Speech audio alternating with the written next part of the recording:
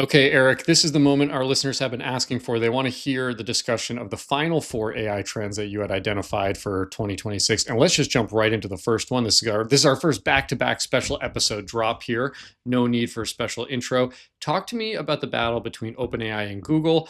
You and I have discussed Google's incredible resurgence, first starting late to the AI race and now seemingly being ahead in most dimensions, while OpenAI started first. And I wonder if this is a case of the first pioneer getting arrows in their back. I mean, is that what we are going to see here with OpenAI? And is the second pioneer here actually the winner? Tell me what's going on. As background, what we're doing is we've been going through our 12 biggest trends for 2026, and at the end, we're going to do a larger portfolio rebalance. So once we conclude this, our next episodes, we'll be able to kind of talk about these trends as kind of establishing factor and how the companies play into them, and we'll be able to kind of rebalance the portfolio. So we've talked in the past, Austin, about areas like the emergence of CPUs this year, the birth of larger AI factories, memory. Today, we're going to talk about a few themes that are relatively interconnected. So the first one I wanted to talk about was OpenAI versus Google. Listeners of the podcast will know we have discussed this before, that there's been a large divergence in the performance of companies seen as part of the OpenAI sphere versus the Google sphere. And this is with OpenAI kind of having ambitious plans and Google really focusing on its TPUs and the unique kind of infrastructure involved in that build out. So when we look at a company like Oracle, they are highly associated with OpenAI. They're down 53%. Meanwhile, the stocks that have been associated with Google, such as Celestica, Lumentum, Broadcom, they really had a great start to the second half of 2025. But Austin, what I find interesting here is the media cycle. I went on my rant in the last episode.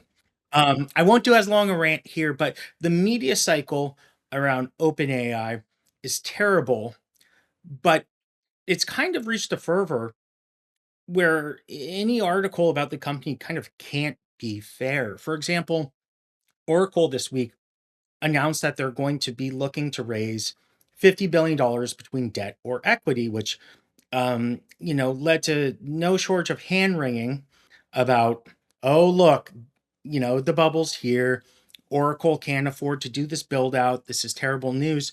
But the thing is, most of Wall Street had already built into their models that OpenAI would be raising far more than that. This was actually relatively very good news if you were an Oracle investor, but you would have never known that from seeing the headlines.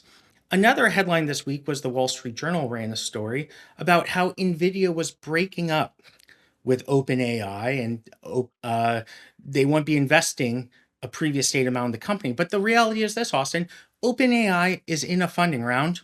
They're looking to raise about 100 billion, and that's almost surely going to involve NVIDIA. They also have other companies that are interested in providing large sums of capital, like Amazon and SoftBank. And if they raise $100 billion and they're aiming for an IPO in Q4, that probably gives OpenAI several $100 billion worth of capital. It gives them the runway that they need. The final point I want to make here is we've been talking about this Claude Code moment and how it's kind of become the driving narrative of the market in early 2026. Well, who's the primary competitor to Claude Code? It's OpenAI's Codex.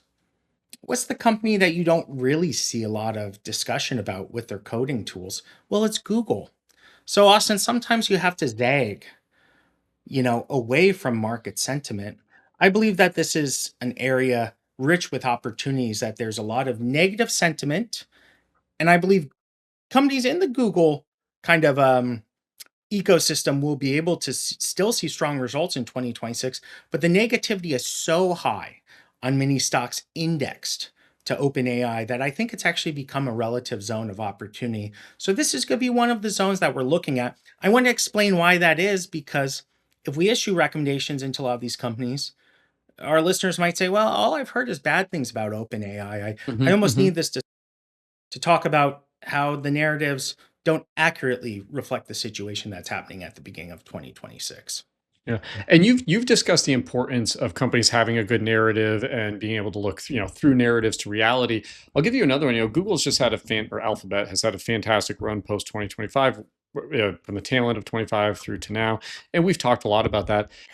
They have a lot of great narratives going right now. One of the other ones you'll hear, right, is that Google or Alphabet owns 7% of SpaceX. Waymo's a $100 billion Mhm. company in their portfolio. They have a stake in Anthropic. All of these are true. They're very impressive. If you add up the estimated stakes of all of those companies I just mentioned, it's about 225 billion. That is a lot of money, but it's against a $4 trillion market cap. So we're talking about maybe 6% of the company. So this is a case where Google or Alphabet, whatever you want to call it, has some shine on it, right? It has some good narratives out there, but when you actually start to look through to the context and put these numbers against reality, right, you have to be able to understand how much of this could just be, good vibes, good media coverage, and the fact that OpenAI has some negative coverage. I like that you're putting it in, trying to look through that to understand the ground truth of whether or not the company is going to be in a good position. And if they can raise 100 billion and plan for an IPO, as you said, they're going to have all the money they need to go fight this AI war for a number of years. Yeah, I mean, again, it's you need to be able to look beyond what's in the media, and that often provides opportunity because it is non-consensus, and Mhm. you make your money for being non-consensus. As we generally have been non-consensus with AI, and the trend works, Yep. so you see the benefits from it.